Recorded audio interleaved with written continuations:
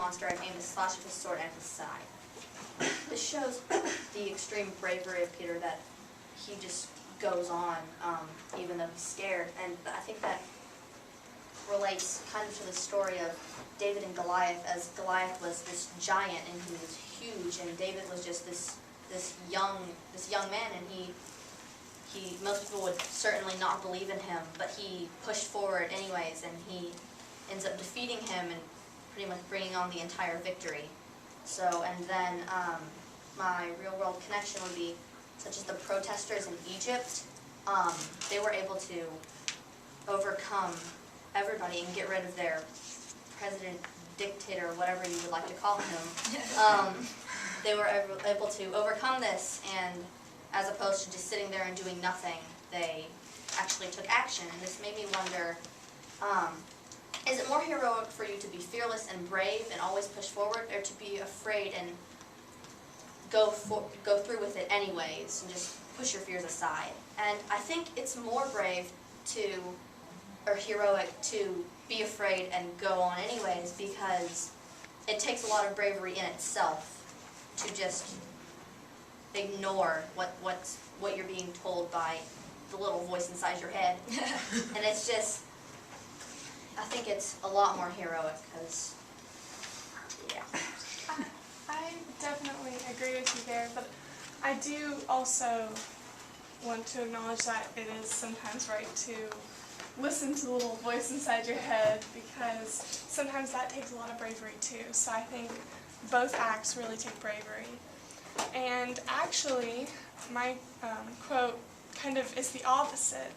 On page 20, where it says, Mr. Tumnus says, "Taken service under the White Witch. That's what I am. I'm in the pay of the White Witch." And Mr. Tumnus has made an agreement with her to take young children, Adam and Eve, young innocent children, and give them to a merciless queen. And instead of standing up to her and saying, "No, I'm not going to do this," even though he would be punished, he chooses to live this life in guilt and be ashamed of his life, which really isn't living at all. But I think he feels that he would rather do that than be turned into stone by her, which is interesting, because I think this really archetypally represents a Faustian bargain. And that leads me to, during World War II, in France there was this horrendous event named the Vel d'Hiv Roundup, where there's a mass arrest of Jewish families who were sent out to concentration camps, but they weren't collected and arrested by the Nazis. They were arrested by these French police officers who had known these families, and they were arresting basically the people that lived in their town.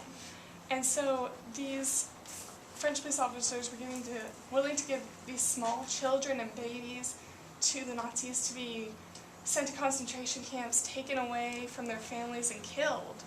And basically they gave their whole conscience and kind of sold to the Nazis their cause in order for the Nazis not to attack France and kind of take it over and to have France as an ally to them.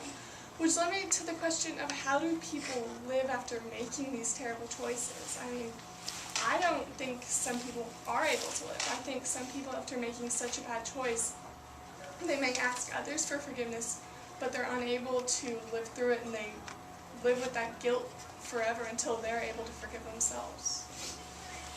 Rosie, I think you can't really live with the guilt unless you forgive yourself. I mean, some people kill themselves because they think what they've done is too horrendous, or they look toward other people to forgive them and not themselves. But it's really, if you're okay with what you did, then you should just forget it and move on. So on page 86,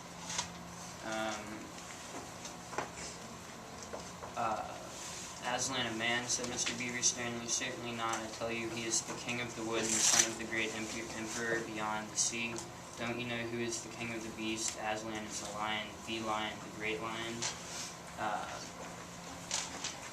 Mr. Beaver is talking about Aslan as this like powerful figure, and the children, when Aslan's name is mentioned before in the book, they all have different reactions, and that's just of the name. They haven't even met Aslan, and so it really shows how powerful names can be. I mean, people would kneel at the name of God, like the Jewish people. They had to come up with a new saying because they thought his name was too holy or powerful to say out loud. And so that led me to the question, why are names so powerful? Is it because the thought of the actual person or thing you're naming, or is it the implying something, or is it the meaning of the name? What is it?